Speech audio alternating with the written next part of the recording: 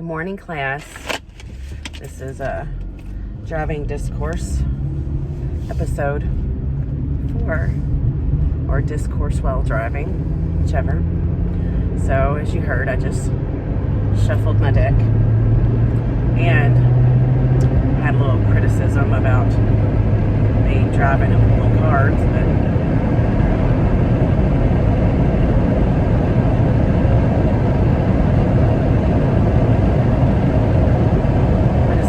criticism because there was no compliment in there either. So when it's just criticism, you know, watching the road. It's at a stoplight. So pulling at random this morning. Yesterday I didn't pull cards at all. Yesterday I was very long-winded, but I feel like everything that I said yesterday was very important and very relevant. And I believe everything that I say. And one more thing, just to go ahead and put this out there. Everything that I speak about during these discourse sessions is my truth. Okay, so really and truly the validity of what I say, if anyone wants to criticize anything that comes up during my topics of discussion, I don't care. Keep it to yourself. Click off. Go to the next video. Thumbs down. Whatever you want to do, I don't mind. But the validity of what I say is not up for discussion, because this is my truth, and I believe 100% everything that I say. Okay? Thank you. So,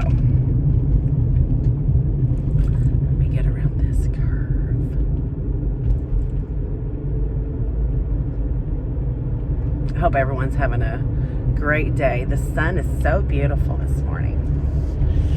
Yes, it is. So, anywho, pull at random here. Oh my gosh, we have the Emperor right off the friggin' bat. Emperor!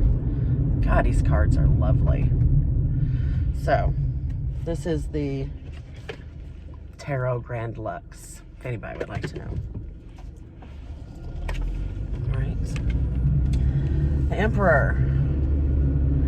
Now the Emperor can be male or female because this is energy. Like I said before, you know, I could be the Emperor that they're speaking of. It doesn't mean that I'm masculine or feminine. It just means that I have been through, it would, like, for example, like, it would mean like I've been through a battle. I have fought hard. Actually, I'm channeling that right now. This is about somebody who has been through battle, who has fought hard, who has overcome and won these battles, and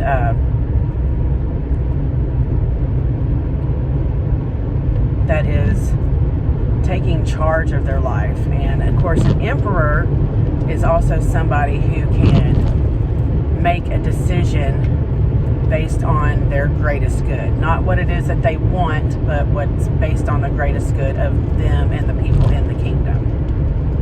What do we have next? Oh my gosh. The Wheel of Fortune. We got the Wheel of Fortune.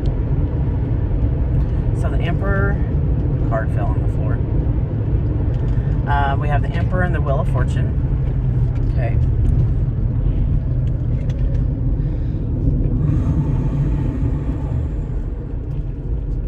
I feel like of course, somebody's existence is about to change. I feel like, grab this off the floor. I feel like the way that they've been living, something, big changes are coming. And I feel like the Wheel of Fortune,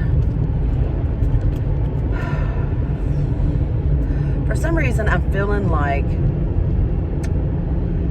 this is something that's fated. This is a fated event. This is something that is, I mean, the thing is we're all here on our own journeys. Even though like we come together in relationships and friendships and stuff like that, and we spend time together, we are still on our own individual journeys here to learn our own individual lessons and to fulfill our own destinies. I mean, what it is that we were meant to do, to come into our purpose. So now, of course, everyone has free will. You can tell God no. You can say, no, I'm not going to do it. I'm not going to walk this path that you want me, even though like you're being guided and your angels are working to, huddle you this way and that way. I mean, you can be hard-headed and you can say no, but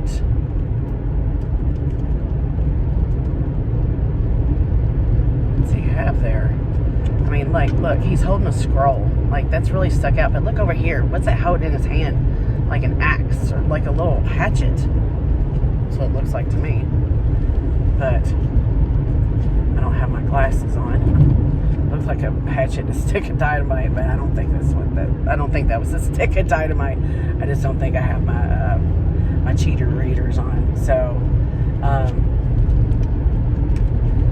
I think it's time for somebody to get on to the path they were meant to get on. So I know that many of us have been through a lot here the last 3 to 6 years, depending on when you were called. For me, that was a little over 3 years ago. So I've been working on me for 3 years. We have the Two of Swords. What I just say? The Two of Swords is about making a choice. See that? It's to blindly make a choice. And see, it's a sword. You are cutting away things. You have to blindly follow, using only your inner guidance and your guidance from your guides and your angels and from the divine. You're having to cut away. You're having to make a choice and cut away something or someone, or more or less, you're having to make a choice to cut away the things that no longer serve you, is what it is that you're supposed to be cutting away. So, of course, we have our egos get in on it. We have our wants and our desires, and you have that people that bring that demon sex, and the succubus and incubus are very real. Those are sexually transmitted demons. So, I mean, if they weren't real, then why the hell would they, why would they, the name of them and stuff exist. Those things are very real. So if you believe in things good, you have to believe in things that are bad. We live in a multi-dimensional universe. Okay? Multi-dimensional. So, layers of our universe. This is just, I feel like this is a layer of hell, truthfully. I feel like this is a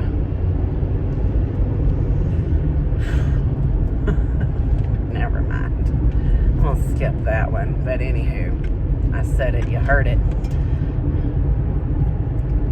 Moving on. So, we have an emperor who I feel like has their destiny is calling, and of course their destiny is going to hold great things for them, but somebody has to make a choice. We have to cut away the things that no longer serve us, okay? And if you are a true emperor, if you are truly an emperor, you will do that. Because we're not talking about knights here. We're, in the tarot, the knights are like the 20-somethings, they're still, thinking with their private parts.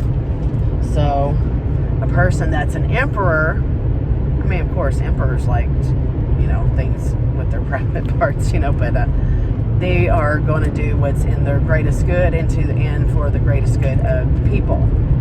So an emperor, and even though, you see him in his robe and all that stuff, little do you know that he has his armor on underneath of there, because he's already been to battle. He knows what's up. He's ready. He's ready at all times. So I lost the Wheel of Fortune card. So okay. Oh man, we have the Seven of Cups. Okay. Now you see the rainbow, and you see the castle, and you see all the cups, and on the fluffy cloud, and some of them look hazy, kind of like the filter on the phone, where people use the filter to make their face look flawless. Well, I try not to use that filter because personally I don't want you to be shocked when you see me in person, oh. So excuse me. I feel like my throat chakra is trying to close up. It's like somebody don't want me talking about this.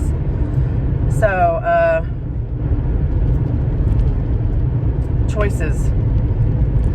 And the thing about the choices here is, all these choices look great, but some of these choices, man, these are falling right in. So some of these choices look great. Some of these choices might be what we think we want, but really all that glitters is not gold. So we have to really examine the choices that we have here, because it kind of looks like it's just too good to be true to me.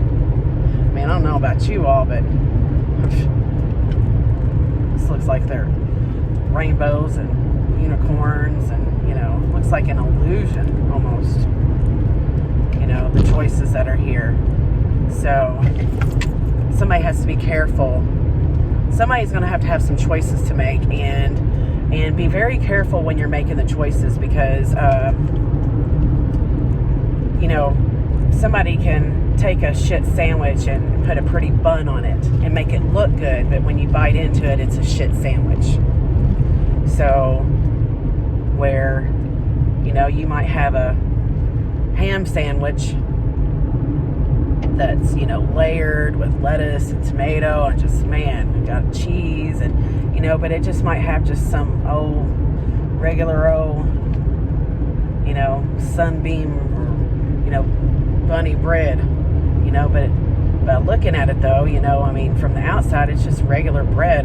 God, it looks so boring, but little do you know that on the inside it has all the good shit. But then you have this other sandwich that has this beautiful bun, but on the inside it has shit. So, but it looked good on the outside, so that's what you chose. See, man, that was a great analogy, talking about a shit sandwich. So anyway, you get that. So that's what this card is about. So be careful not to choose the shit sandwich. Just because it looks good on the outside and somebody presents it so wonderfully doesn't mean that that's what you're going to get. So if you're having to sign a contract or anything like that, make sure you're reading all the fine print. If it's really, really important, besides, just buying furniture or something like that, have a lawyer or someone else, read it over too, just to make sure you're both on the same page. So I just got that for somebody out there. So we might have some people that's getting ready to sign some documents, some paperwork. Could even be divorce documents, because maybe or separation, maybe I feel like maybe some separations also.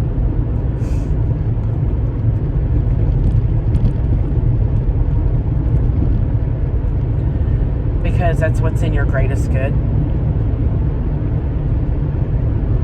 I'm getting that there are some out there that are wanting to right their wrongs, meaning you're wanting to get back on the path that's best for you versus what you had chosen previously.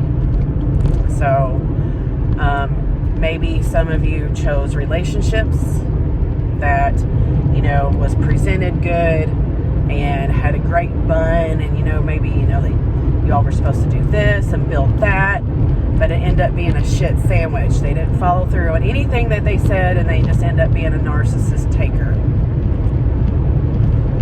Or maybe, you know, you just have different dreams, you know, for what you want for your life. I personally am not going to stay in Kentucky. I am eventually going to migrate my ass closer to the ocean. So if the person that I mean, this is something that's very important to me.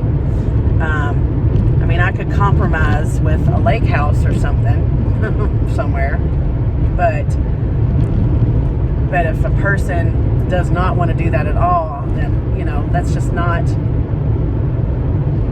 we just don't have the same wants and stuff. So, you know, that happens too.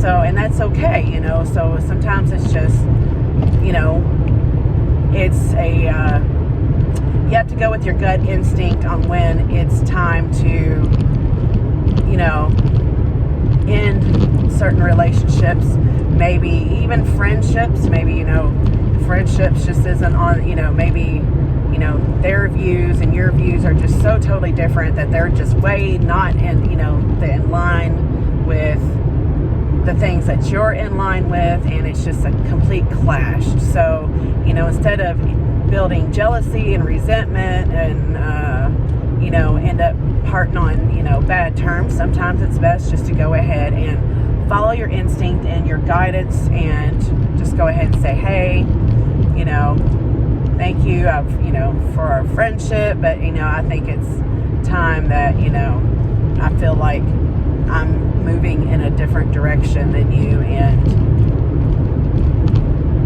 I just don't feel like spending time with each other anymore is going to be in either of our best interest. You know, we're adults, so we are adults. I don't know why everyone is so scared of hurting someone's feelings. I feel like a person can say anything they need to say to another person, and you don't have to be rude, but you can say how you feel. You know, if somebody comes to me and they say, you know, Jennifer, you know, when you do this or you do that, you know, it really just kind of, you know, it really gets on my nerves. It hurts my feelings, blah, blah, blah, blah. You know, me personally, I'm going to be like, oh, I'm so sorry. You know, that was never my intention, you know, or I'm going to say, well, I'm sorry you feel that way, you know, but that wasn't my intention, but, you know, I still stand on what it is that I said. I mean, we're adults, and I mean, sometimes we just need to shift our perspective, and it's okay to tell another person how you feel. You know, if they get upset, they get upset. You know, if I tell a person that what they said hurts my feelings and they have a problem, and I ask them not to say that to me anymore, or call me that name, or, you know, or do that to me anymore, and they have a problem with that, I would never get mad and be like, Jennifer, you know, when you said that hurts my feelings, I'll be like, no, it didn't. Yes, it did. You know, you have people say, well, you know, I don't know what you're talking about. You know, blah, blah, blah, blah, blah. You're just sensitive. You know, fuck you. So, I mean, if somebody has a problem with, you know, changing the way they say something, or they have a problem with you telling them that you have a problem with the way you talk to them, that's something with them. So, this is all channeled stuff. So, these are the messages coming out according to the cards.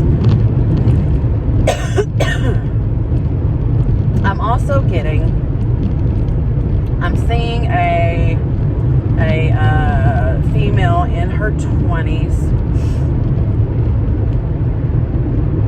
Okay, I'm seeing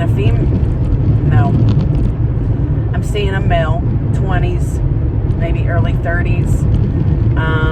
And, you know, this could go for many people, because sometimes we all, you know, groups of us ride the same energy waves. wanting to leave an abusive relationship and take charge of their own life and go their own way, and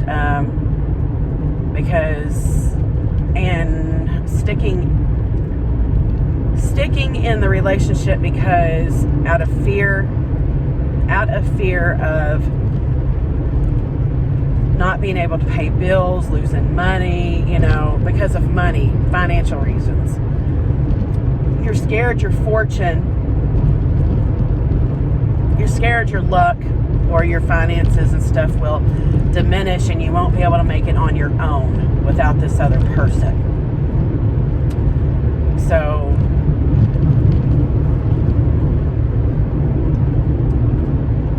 I just want to say to that, okay, when you do what we're not put here to suffer. God did not put us here to suffer. God put us here to, for us to rise, for us to overcome, for us to learn these lessons, get through this. And remember, we all chose this. So to get through this and become the people that we are meant to be, raise our energetic vibration, live our life to our simplest, and do everything that brings us joy, and get rid of everything that doesn't, because we weren't put here to suffer. We weren't put here to be in a relationship that makes us miserable. We weren't put here to be miserable in a fucking job that we hate. So God loves us, loves it when, or spirit, God's spirit, whatever, Easter Bunny, whoever it is that you get inspiration from, they love it when we love ourselves as He loves us. And the biggest form of self-love is boundaries and getting rid of everything and everyone that steals our peace and takes our joy and brings in, and when we bring in the things that, bring us joy, and we're happy and we're helping others, and we're, helping each other grow and lifting each other up, and, taking these experiences and learning from them and sharing our experiences to help others that are coming through, like a person that's been to prison. I've heard so many people say, I'm not proud of myself, because, they're just so ashamed because of something that they did, and they've been to prison and they did this. Well, sometimes when you have a purpose and you are on a very destructive path and God needs you later, and you are self-destructing, as we all do because of unhealed trauma and stuff, when He needs to sit your ass down, He will sit you down and give you that time to think and recover and heal those things. So if that means prison, that He did that to save your life. You were, Spirit put you there to save your life so that you could fulfill the purpose that you were meant for later. And also too, I couldn't take advice about my children from somebody that doesn't have children. Well, I have not been to prison. I have spent 54 long hours in jail now. I've had that awful experience. Gosh, that's terrible. You people on a revolving door, y'all crazy. It's something I never want to do again. But anyhow, moving on,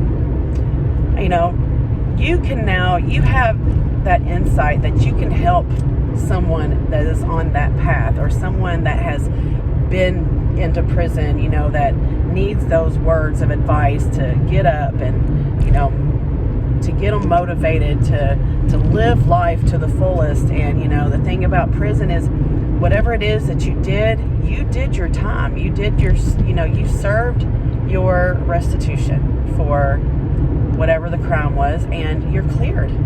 And, this is the thing about society is people are so fucking judgmental. They don't see that. Said they're like, oh, this person's been to prison, da-da-da. Yeah, this person went to prison, nobody's perfect. My God, if half of us, was to get busted for this crap that we've done in our lives, whew.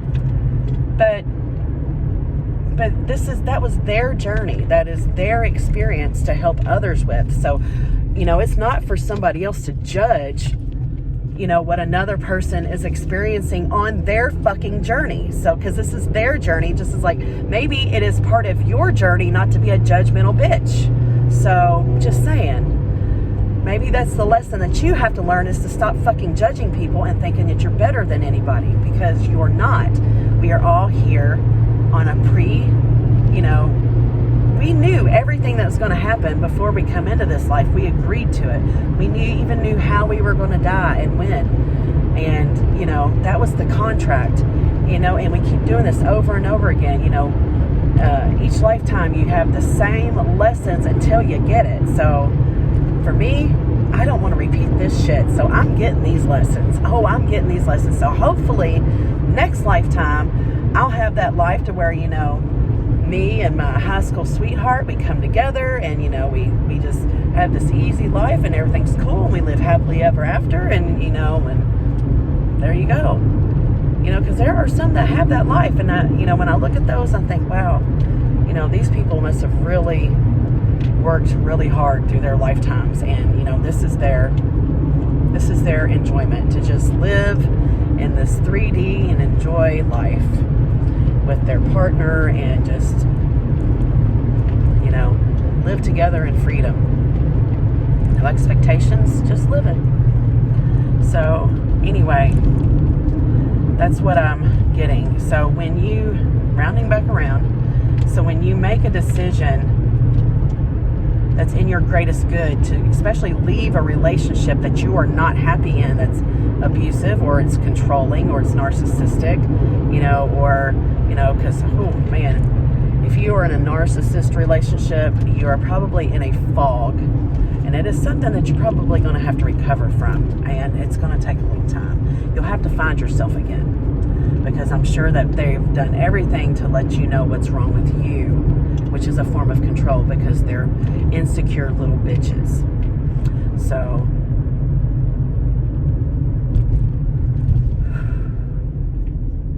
when you make the choice to leave a relationship that's not in your greatest good, especially if it's abusive, and whether, maybe they were even the main provider and you don't have a job, it doesn't matter. When you decide to do something that's in your greatest good, you get rewarded.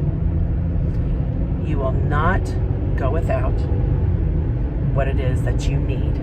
Have you ever noticed that we don't truly go without anything that we truly need? That $5 bill always shows up in the pocket. That person comes along with that 20 and says, here, that opportunity shows up right in the nick of time. That person always shows up to help you out right when you need it. Have you ever noticed we don't ever truly go without anything? So when you make the choice to do what's in your greatest good and stand in your power and be true to who you are, and especially leave something that is a detriment to you, God will reward you. Spirit will come through for you. You are not alone. He will not leave you left out in the cold. Hand those worries over and know that there's nothing that can't be fixed. So, what did you learn from it? Forgive yourself, forgive them. For they not know what they do. Does that sound right? For they don't know what they do. For sometimes they don't know what they're doing.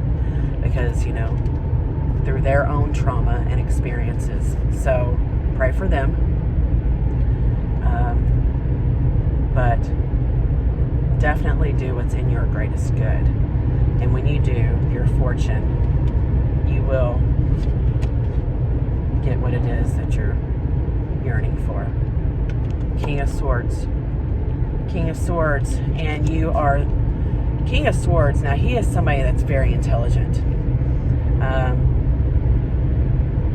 Very intelligent. See the eagle? When we sometimes we need to change our perspective. Sometimes when we're in a situation, instead of looking at everything through a subjective point of view, pretend that you're an eagle and you're flying above the situation, and you can see the situation from above, but now you can see all the moving parts around the situation. Sometimes the situation wasn't completely just about you, but maybe it was about this other person's lessons. You can see the dominoes falling. And so when we look at things with an objective point of view instead of a subjective, sometimes it's not all about you. Sometimes it was about both of your lessons. When we stop playing victim and start, alchemizing and saying, okay, this was an experience that I did not care for and I don't want to do again. So what is it? Why did I end up in that situation in the first place? Why did I put myself in that situation? And what is it? Is that something I need to heal from my past? What did I learn from it moving forward so that that I don't put myself in that situation again? That is what a true emperor has done. Okay? That is what an emperor's done. That is what, because he's been in the battle. The thing is in order to help another person, you can't help another person by looking at shit from the sidelines. No, you had to been in the trenches. You have to be in the trenches and experience the experiences so that you can empathize and help another person through their experiences. Because that's what we're here to do. Not kick each other when a person's down, not scapegoat somebody, not, put all the spotlight on them to keep it off of us. No, we're here to say, hey, I know how you feel. I've been through a similar experience. Would you like to talk? Lend an ear, ask them if they would like some constructive feedback, or ask them if if they mind, you sharing theirs. Sometimes hearing another person's story and knowing that a person's not alone in the stuff that they've been through makes a huge difference in the world. So I'm at work now. So the King of Swords, back to this King of Swords. King of Swords, very intelligent. He uses mostly logic over emotion, but he has a good balance of them. He, in the upright, this King of Swords, you see he has his armor on too. He's not dumb. He's not a dummy. He's ready for battle. But he has the clarity. He knows what's up. So he sees things for what they are. He's a lot, I feel like he's a step right before the Emperor. But one more. We have the Eight of Wands. Okay. We have the Emperor, Wheel of Fortune, King of Swords. Let me get them all out here. Yeah, I'm a few minutes ahead. Okay, I can't find there it is, Wheel of Fortune. We have the Emperor, Wheel of Fortune. Okay, we had the Two of Swords. So, Seven of Cups, King of Swords, and the Eight of Wands. Okay.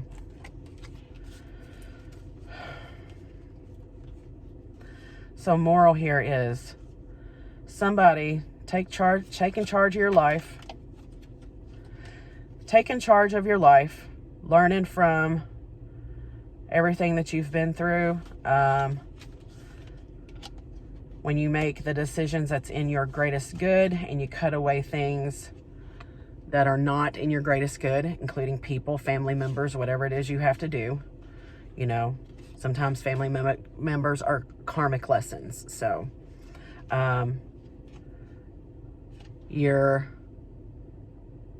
see, look, she has that veil over her eyes. She's cutting away the things that she knows, you know, even without seeing, you know, she feels that, you know, she's using her intuition. She's, you know, the things that aren't going to be in her greatest good. And she's going to have this clarity. Look, there's another sword, you know. She's going to look at things, you know, this person, you know, this emperor is going to cut away things because he's able to see things from an objective point of view, and he's going to use his intelligence over his emotions, over what it is that he wants, but what he knows that, you know, spirit would want for him, this person. So male or female. So this could, you know, I've been talking to females too. So when they do that, I feel like what's coming in is great fortune. Okay, after he makes these decisions to cut away the things in your life, and, you know, includes people, relationships, what's coming in is great fortune. So cut away the things that no longer serve you, the people you've outgrown, the people that, you know, narcissist fucks that presented themselves to be one way but actually ended up being another. So, you know, and to do this, it all takes strength. Here's that strength card again. You know, it's going to take strength, a lot of inner strength and wisdom. So have a great day. I hope you got something from the messages today. You know, have a great day.